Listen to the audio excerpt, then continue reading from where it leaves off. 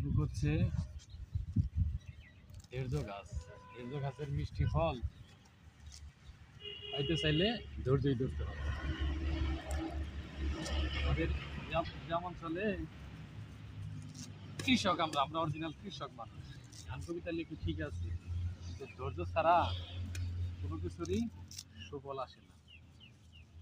যেহেতু আগে আজকাল কিছু মানুষ মানে সকালে আইডি খুললে বিকালেই মানে বড় লোক হইতে চান, তাই কি ভাই আসলে সম্ভব?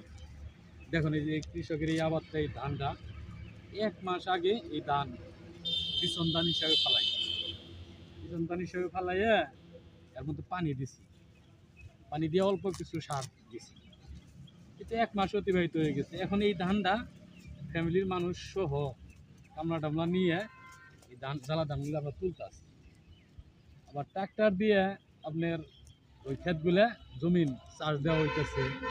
ওই ট্রাক্টর দিয়ে চাষ দেওয়ার পরে খেতে মই দিয়ে খেতে কেদা প্যাক বানাইয়ে আবার এই ধানটা কী করবো, রোপণ করবো। এই ধানটা রোপণ করার পরে আবার জমিনে আগাছা, ওই আগাছা দমন করবো, তারপরে সার দেবো, তারপরে 3 মাস 4 মাস পরে এই ধান থুরবো, পাকবো, তারপরে সে হলো কাটা।